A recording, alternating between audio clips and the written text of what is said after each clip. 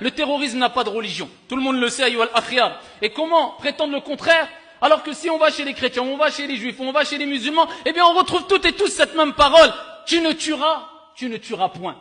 Et des gens, ici, en interprétant des textes comme bon leur semble, eh bien ils se permettent de tuer, mais le plus grave, au nom d'une religion.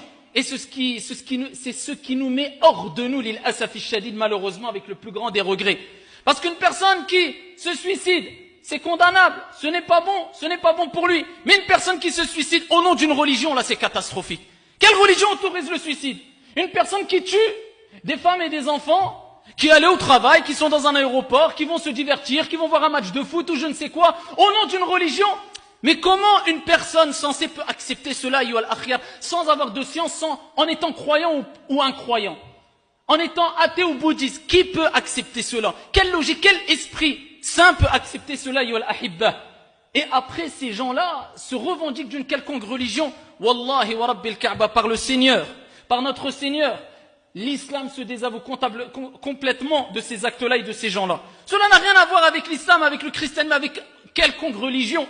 Une personne censée, eh bien, sait qu'il ne doit pas faire du mal. Tu vas voir un musulman, un non-musulman, un juif, un chrétien, peu importe. Tu lui dis, est-ce que le mal est bien? Il te dira non. Est-ce que le bien est bien? Il te dira oui. Est-ce que tu es une personne qui va au travail, c'est bien? Il te dira non. Tu veux quoi comme preuve encore? On est obligé de parler avec des paroles très simples et simplistes parce qu'on ne cesse de rapporter des preuves du Coran et de la Sunna. Eh bien, il y a des gens qui, je pense que c'est mieux de leur parler avec des paroles simples. Parce qu'ils décrochent rapidement quand on rentre un peu dans la science légiférée. Et pour montrer que ceux qui essaient de gangréner cette jeunesse-là à travers des textes coraniques ou des récits prophétiques, eh bien, leur théorie tombe à l'eau. Eh bien, on emploie des paroles simples.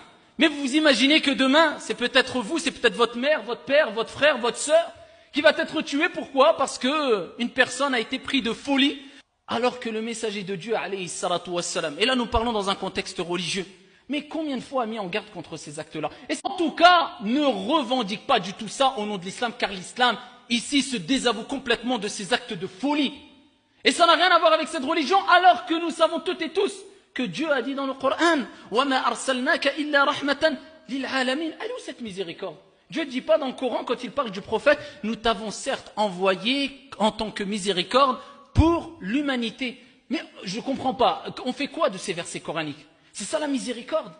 C'est ça parler au nom du prophète qui a été envoyé en tant que miséricorde pour l'humanité? C'est ça parler au nom du prophète alayhi salatu wassalam qui lui-même, quand des gens voulaient le tuer, comme je vous avais déjà rapporté ce récit prophétique authentique à plusieurs reprises, quand il s'était accoudé ici sous un arbre pour se reposer, et voilà qu'un